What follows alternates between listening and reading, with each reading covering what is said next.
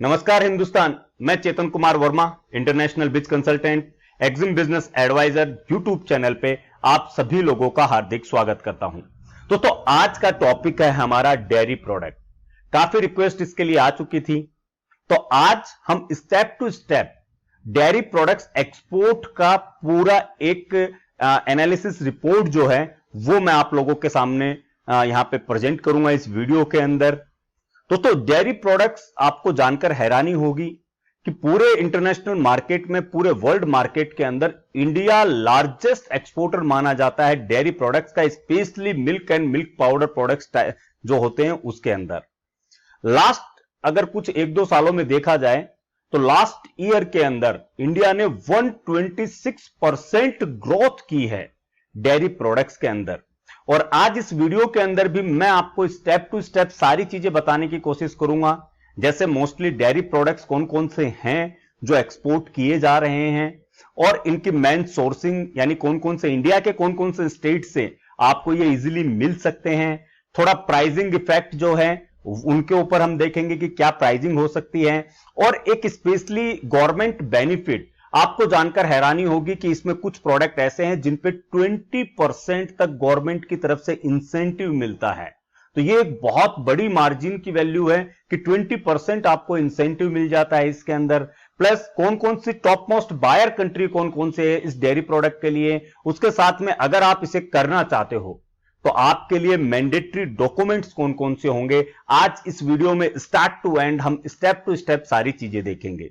तो जो लोग नए हैं उनसे रिक्वेस्ट है चैनल को सब्सक्राइब कीजिए, नोटिफिकेशन बेल को पिंग कीजिए, और जो लोग पुराने हैं, एग्जिस्टिंग व्यूअर्स हैं, उनसे रिक्वेस्ट है कि वीडियो को एंड तक देखिएगा ताकि आपको स्टेप टू स्टेप सारी इंफॉर्मेशन मिल जाए। और एग्जिस्टिंग व्यूअर्स से आज एक रिक्वेस्ट और है, वीडियोज को हम लोगों ने, हमारी टीम ने देखा है कि व्यूज हैं लेकिन सब्सक्राइबर्स उतने नहीं हो रहे हैं उन वीडियोज के ऊपर, यानी आप हमारे वीडियोज को पसंद कर रहे हो लेकिन चैनल सब्सक्राइब नहीं कर रहे हो। तो एक रिक्वेस्ट उन सभी लोगों से भी है कि अगर आपको कंटेंट अच्छा लग रहा है, अगर इंफॉर्मेशन अच्छी लग रही है, तो चैनल को सब्सक्राइब करके हमें सपोर्ट कीजिए, योगदान दीजिए अपना। तो चलिए शुरू करते हैं दोस्तों। इंडिया ने 2018 और 19 का जो सिनेरियो था उसमें 126% हाइक लिया है, अपवर्ड लिया है डेयरी एक्सपोर्ट प्रोडक्ट्स के अंदर।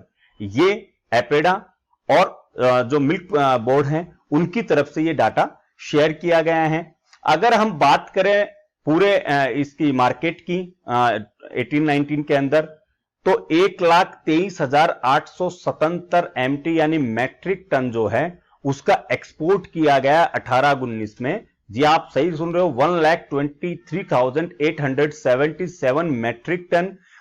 ये specially for milk and milk items की मैं आपकी बात कर रहा हूं, जिनका अगर पूरा वैल्यू देखा जाए तो 380 मिलियन होता है डॉलर के अंदर, और वैसे 27 बिलियन होता है INR के अंदर। ये इसका पूरा का पूरा मार्केट कैप है, जिसके अंदर आप समझ सकते हो कि ये बहुत बड़ा मार्केट जो है वो इसके अंदर आपको मिलेगा। प्रोडक्ट्स की बात करें कि कौन कौन से प्रोडक्ट होते हैं, तो फ्रेश बटर हो गया, बटर ऑयल हो गया, milk and cream in powder हो गया, घी हो गया, बटर मिल्क हो गया, चीज हो गया, स्किम्ड मिल्क पाउडर हो गया, व्होल मिल्क हो गया, इसके अंदर खोया है, चीज, मोज़रेला चीज वगैरह हो गई, milk and milk food for babies हो गया, मिल्क आइसक्रीम हो गया, स्वीटेंड मिल्क हो गया। इस तरीके से ये कुछ मेन प्रोडक्ट्स हैं जो एक्सपोर्ट किए जा रहे हैं इंडिया से। मेन सोर्सिंग डेस्टिनेशन की अगर हम बात करें तो Uttar Pradesh, Maharashtra, Himachal Pradesh, Madhya Pradesh, Punjab, Rajasthan, Tamil Nadu are the major production area of dairy products in India.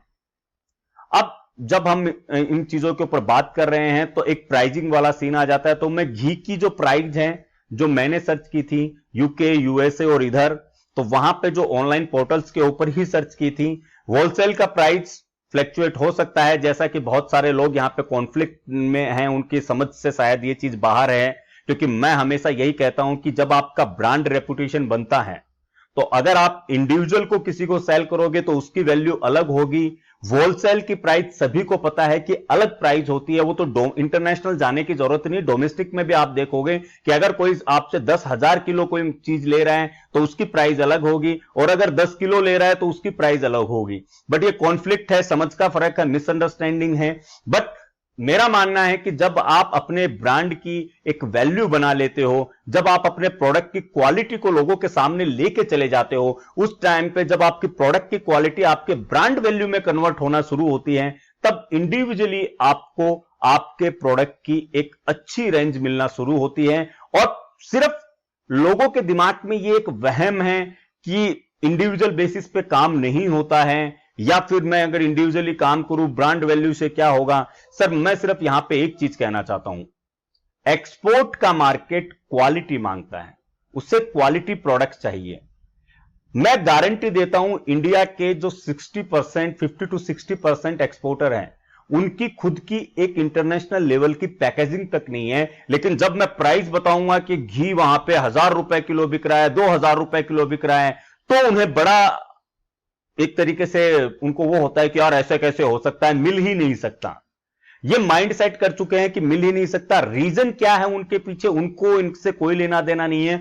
तो जो नए लोग हैं, मैं उनसे सिर्फ एक ही रिक्वेस्ट करता हूं कि स्टार्टिंग से अपना परफेक्ट बिजनेस स्ट्रक्चर बनाइए, प्रोडक्ट की क्वालिटी को मेंटेन कीजिए और पैकेजिंग पे बड़ा ध्यान दीजिए। ये चीज आप डोमेस्टिक मार्केट में भी देख सकते हो। मैंने ये चीज काफी देखी है कि इंडिया के जो प्रोडक्ट्स हैं उनकी क्वालिटी बहुत बेटर होती है, लेकिन सिर्फ प्रोडक्ट की जो पैकेजिंग है वो दमदार ना होने की वजह से आपको उतनी प्राइस नहीं मिल पाती है। तो एक चीज के ऊपर आप हमेशा ध्यान दीजिए, अपने कॉम्पिटिटर को जब आप एनालिसिस करना शुरू करते हो तो आपको बहुत सारी चीजें उसमें मिल जाती है।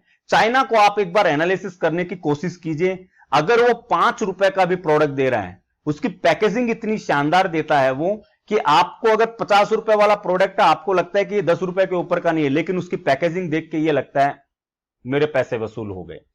सेम चीज इंडिया में ऐसा है कि मैंने होम्योपैथिक के लिए भी बताया था, काफी चीजों के लिए बताया कि उनकी पैकेजिंग अपग्रेड नहीं हो पाई है, जिसकी वजह से उनका मार्केट अपग्रेड नहीं हो रहा है और उसकी वजह से उनकी वैल्यू भी अपग्रेड नहीं हो रही है। डेयरी प्रोडक्ट्स के अंदर अगर मैं घी की बात करूं तो वापस मैं पतंजलि की बात करूंगा।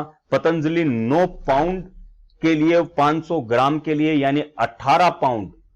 अब आप समझ सकते हो 1800 रुपए अगर होलसेल में भी आप जाते हो तो मुझे लगता है नियर अबाउट कम से कम वो 1000 रुपए तो लेगा ही लेगा। उससे ज्यादा मार्जिन तो प्रिंटिंग के अंदर एमआरपी वाले सीन में होता भी नहीं है।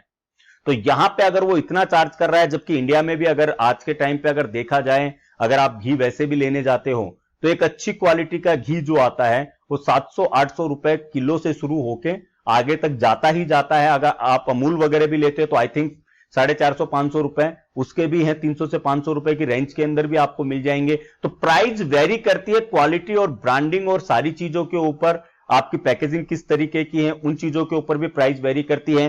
प्रीमियम प्रोडक्ट्स भी काफी रेंज में आते हैं, तो आपको प्रीमियम प्रोडक्ट्स पे भी ध्यान देना पड़ेगा।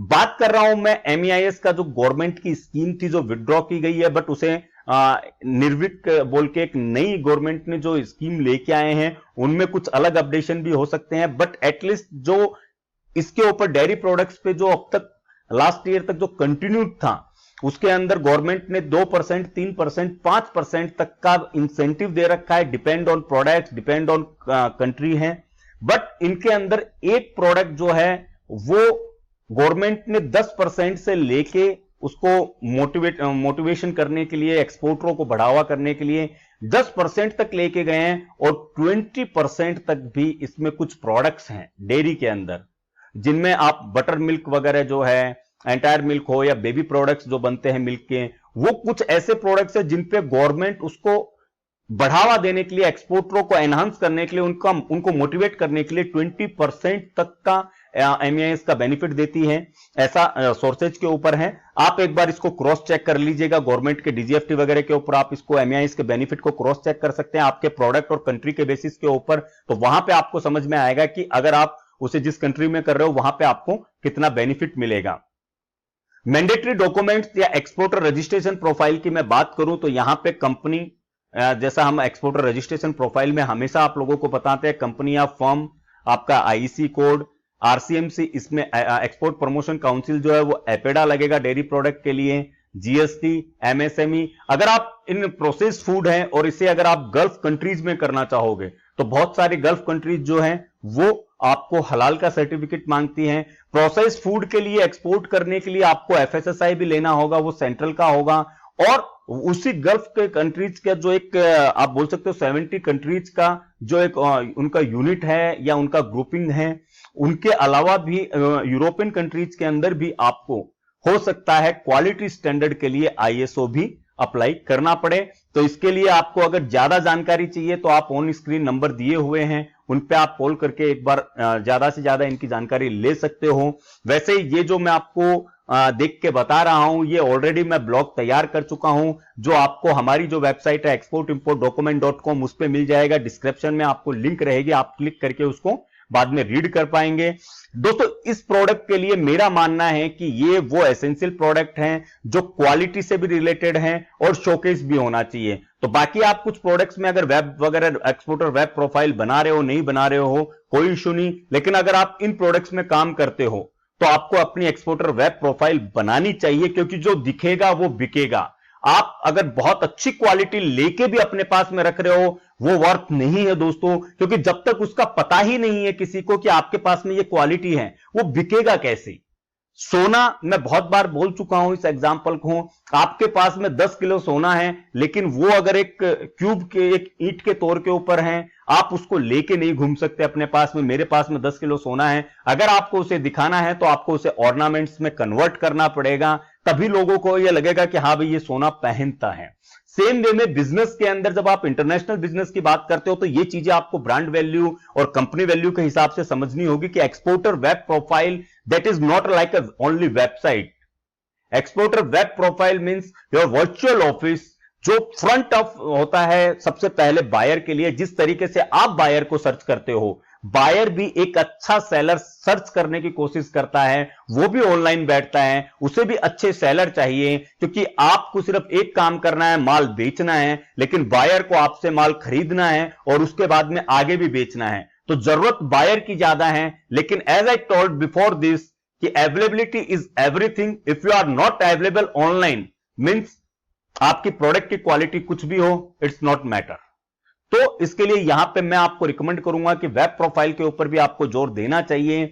और अगर अब मैं बात करूं इसके टॉप बायर कंट्रीज की, तो यहां पे Bangladesh, UAE, Nepal, Bhutan, Australia, China, Hong Kong, Singapore, Thailand, Malaysia, Philippines, Japan, Oman, Saudi Arabia, ऐसी बहुत सारी लंबी लिस्ट है जिनके साथ में आप काम कर सकते हो। इनकी 100% यहां पे आपको डिमांड मिलेगी इस प्रोडक्ट की। और आप अगर अच्छी क्वालिटी के साथ में, ऑर्गेनिक वाला भी इसमें सीन होता है, एक ग्रास फीड का भी सीन होता है इसमें, तो ऐसे इसमें कैटेगरीज भी अलग अलग हो जाती हैं। तो जो क्वालिटी आप मार्केट में लेके जाओगे उस क्वालिटी के हिसाब से आपको इसमें प्राइस मिलेगा। किसी से जिद बहस मत कीजिए। कोई अगर आपको बोलता है कि वो 3,000 रुपए ले रहा है, तो सबसे पहले उसके प्रोडक्ट की क्वालिटी को मापने की कोशिश कीजिएगा, क्योंकि अगर आप उससे आर्ग्यूमेंट करोगे, उस आर्ग्यूमेंट का कोई बेस नहीं होता है। आपके प्रोडक्ट की क्या क्वालिटी है और जो बायर खरीद रहा है उसके प्रोडक्ट की क्या क्वालिटी है, सबसे पहले उसे कंपेयर करना सीखिए। क्योंकि जब आप उनको कंपेयर करोगे, एज पर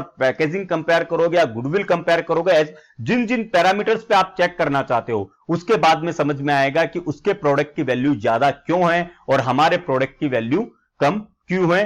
और लास्ट में इंपॉर्टेंट चीज यह है दोस्तों कि ये पेरिसेबल गुड्स होते हैं, यानी ये शॉर्ट लिव्ड होते हैं, शॉर्ट टाइम में इनको कंज्यूम करना होता है, तो बाय एयर ही ये जाएंगे, नो डाउट वाली बात है। और इसके साथ साथ में पैकेजिंग बहुत मैटर करती है। मैं स्टार्टिंग से बोल रहा हूं ये चीज आपको, क्योंकि इन प्रोडक्ट्स में पैकेजिंग बहुत मैटर करती है। अगर आप एक अच्छी पैकेजिंग के साथ में अगर इन्हें एक्सपोर्ट करते हो तो थोड़ी लाइफ भी बढ़ जाती है। और जितना अच्छी पैकेजिंग होगी वो आपके बायर को एक रिक्यूरिंग बायर बनने में बड़ा हेल्प करता है कि हां भाई ये बहुत अच्छे से अपनी प्रोडक्ट की क्वालिटी जो है उसको मेंटेन करके रख रखा है इन्होंने। तो उसकी वजह से आपका जो बायर है वो दोबारा आपके पास में आएगा, आपके पास में दोबारा बार बार में उस प्रोडक्ट के ऑर्डर आएंगे।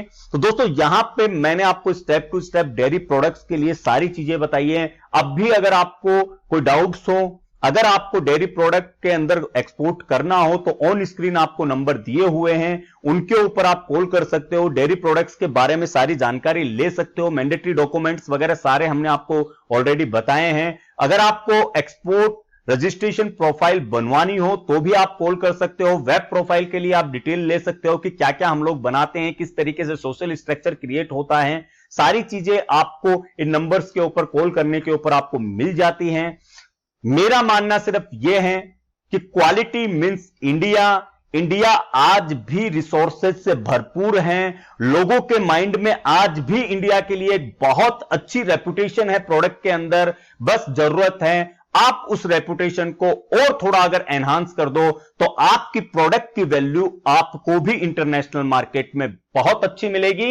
एंड ऑफ वीडियो में यही कहना चाहूंगा कि वीडियो को ज्यादा से ज्यादा शेयर करो दोस्तों, ताकि हर वो बंदा जो अपने देश के लिए कुछ करना चाहता है, जो अपनी लाइफ में अपने जीवन के उत्थान के लिए कुछ करना चाहता है, आप उसके सहायक बनिए। सिर्फ वीडियो को शेयर कीजिए। अगर उसे अच्छा लगेगा इंटरनेशनल मार्केट तो वो काम करेगा। बाकी जोड़ना आपको भी है और जोड़ना आपको पूरे देश को है, क्योंकि जब एक्सपोर्ट बढ़ेगा तभी इंडिया बढ़ेगा। जय हिंद, जय भारत।